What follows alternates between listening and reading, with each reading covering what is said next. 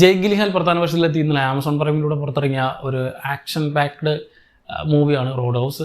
ഇതൊരു പക്ക action movie അല്ല, ഒരു വൈബുള്ളൊരു പടമാണ്. എനിക്ക് സാധനം ഇഷ്ടമായി. ചിലവർക്കത് കണക്റ്റ് ആവില്ല, കാരണം അതൊരു ടിപ്പിക്കൽ ടെംപ്ലേറ്റ്, അതിൽ ഒന്നുമില്ല പുതുമ. ജസ്റ്റ് ഒരു ക്യാരക്ടർ വരുന്നു, ഒരു സ്ഥലത്ത് വരുന്നു, അത് കഴിഞ്ഞിട്ട് അവിടെ കുറക്കുന്ന കുറച്ച് ഈവൻറ്റ്സ്, അത് കഴിഞ്ഞാൽ ഒരു ക്യാരക്ടർ പോകുന്നു എന്ന് നമ്മൾ ഇംഗ്ലീഷിന് മാത്രമല്ല ലോകത്തുള്ള ഒട്ടുമിക്ക മലയാളം, തമിഴ് തുടങ്ങി ഇന്ത്യൻ സിനിമകളൊക്കെ നമ്മൾ ക്ലീശയായിട്ട് കാണുന്ന കുറേ സ്ഥിരം കണ്ടു പഠിച്ചിട്ടുള്ള ഒരു പാറ്റേണിൽ പോകുന്ന ഒരു സ്റ്റോറിയിൽ തന്നെയുള്ളൊരു മൂവിയാണ്.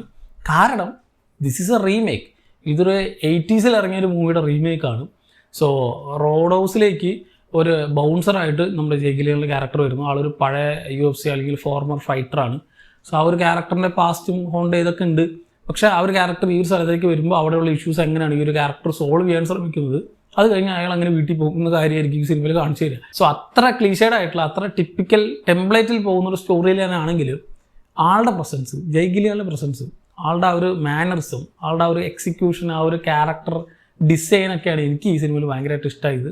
കാരണം ഈ ഒരു ക്യാരക്ടറിനൊരു ബിൽഡപ്പ് ഉണ്ട്, ആൾക്കുള്ളൊരു കോൺഫിഡൻസ് ഉണ്ട്. ഇപ്പോൾ ആരെങ്കിലും മൂപ്പരെ തല്ലാൻ വരുമ്പോൾ അവരടിച്ച് പരത്തുന്ന മൂപ്പർക്ക് അത്ര കോൺഫിഡൻസ് ഉണ്ട്. തൊട്ടടുത്ത് ഹോസ്പിറ്റലുണ്ട്, അപ്പോൾ അവിടേക്ക് പോകാൻ ഏതൊക്കെ ബോൺസാണ് ക്രാക്ക് ചെയ്യാൻ പോകുന്നത്, എങ്ങനെയൊക്കെയാണ് ഇവരെ വീഴ്ത്താൻ പോകുന്നത്, ഓൾറെഡി മെൻ്റലി പ്രിപ്പയർഡ് ആയിട്ടുള്ളൊരു ക്യാരക്ടർ. കൂടാതെ ആ ഒരു ക്യാരക്ടർ കൊടുക്കുന്ന ബിൽഡപ്പ്, ഓക്കെ വേണ്ട തൊട്ട വിവരം അറിയും എന്നുള്ള ആ ഒരു സാധനം, അത് കേട്ടിട്ട് ബാക്കിയുള്ള ക്യാരക്ടേഴ്സ് റിയാക്ട് ചെയ്യുന്നത്, ഇതൊക്കെയാണ് എനിക്ക് ഈ സിനിമയിൽ ഭയങ്കര ഇഷ്ടമായത്. കാരണം ഓരോ ഫൈറ്റിലും ഇന്ന ഫൈറ്റൊന്നുമില്ല, ചെറുതും വലുതുമായിട്ട് വരുന്ന എല്ലാ ഫൈറ്റിലും ഇത്തരത്തിലുള്ള ബിൽഡപ്പ് ഉണ്ട്. ഈ ഒരു ക്യാരക്ടറിന് പറ്റാത്ത ഒരു ക്യാരക്ടർ വരുന്ന സമയത്ത്, ഇപ്പോൾ കോണർ മക്ഗ്രെഗറുടെ ക്യാരക്ടർ വരുമ്പോൾ മാത്രമാണ് അതിൽ ചെറിയ വ്യത്യാസങ്ങൾ വരിക. അതും ഒരു എക്സ്ട്രീമിലി ഡിഫറൻ്റ് ആയിട്ടുള്ളൊരു ക്യാരക്ടർ. പക്ഷേ ആൾ വരണമെങ്കിൽ ഒരു സിനിമയുടെ ഒരു ഹാഫ് പോർഷൻ കഴിയണം. പക്ഷെ വന്നു കഴിയുമ്പോൾ ആ ഒരു ക്യാരക്ടർ ചെയ്യുന്ന കുറേ, അതൊരു ഭ്രാന്ത് പിടിച്ച ക്യാരക്ടർ, എൻ്റെയർലി ഡിഫറൻ്റ് ആയിട്ടുള്ള.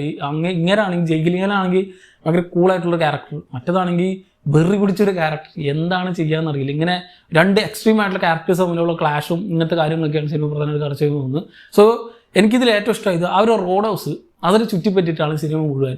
എവിടെയൊക്കെ എന്തൊക്കെ നടന്നു, അവസാനം ഇവിടെ ഇതിനകത്ത് എത്തിപ്പെടും, ആ സ്ഥലം മുഴുവൻ നശിപ്പിച്ച് നാറാണക്കടലിടും. ഈ രീതിക്ക് എവിടെയൊക്കെ എന്തെങ്കിലുമൊക്കെ ഉണ്ടോ, എങ്ങനെങ്കിലൊക്കെ ഇവരവിടെ എത്തും. അതെനിക്ക് ഭയങ്കര ഇഷ്ടമായി. എങ്ങനെങ്കിലൊക്കെ കണക്ട് ചെയ്ത് ഏതെങ്കിലുമൊക്കെ വഴി കൂടെ ഇതിനകത്താണ് കൂടുതലും കാര്യങ്ങൾ നടക്കുന്നത്. ആൻഡ് 1-on-1 ആയിട്ടുള്ള സാധനങ്ങൾ, ഇപ്പോൾ ഈവൻ നമ്മൾ ട്രെയിലർ കണ്ടുപോലത്തെ ഉള്ള ഇവർ തമ്മിലുള്ള സിറ്റുവേഷൻസ്, ഇവർ തമ്മിലുള്ള ആക്ഷൻ സീക്വൻസുകളൊക്കെ അതിഗംഭീരമായിട്ട് ചെയ്തിട്ടുണ്ട്.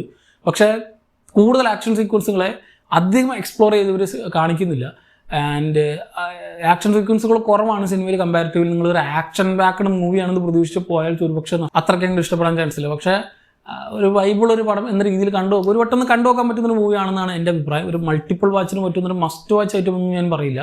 ഈ ചങ്ങായിന് ഇഷ്ടമാണെങ്കിൽ ജയ് ഗിലിഹാലിനെ എനിക്ക് ഭയങ്കര ഇഷ്ടമാണ്. അങ്ങരുടെ എല്ലാ സിനിമകളും ഇഷ്ടമാണ്. അങ്ങനെ എടുക്കുന്ന ക്യാരക്ടേഴ്സൊക്കെ തന്നെ അടിപൊളിയാണ്. വെറൈറ്റി സാധനങ്ങൾ എടുക്കുള്ളൂ. ഒരുപക്ഷെ ഇനി അടുത്ത പടം മൂപ്പറ ചിലപ്പോൾ ഇല്ല സൈഫയോ ഫാൻറ്റസിയോ അങ്ങനെ വല്ല ആയിരിക്കും. ഈ രീതിക്കായിരിക്കും മൂപ്പറുടെ സ്ക്രിപ്റ്റ് സെലക്ഷൻ. സോ അതുകൊണ്ട് തന്നെ ജയ് ഗിലിഹാലിന് ഇഷ്ടമാണെങ്കിൽ തീർച്ചയായിട്ടും ഒരു വട്ടം കണ്ടു നോക്കാൻ പറ്റുന്നൊരു മൂവി തന്നെയാണ്.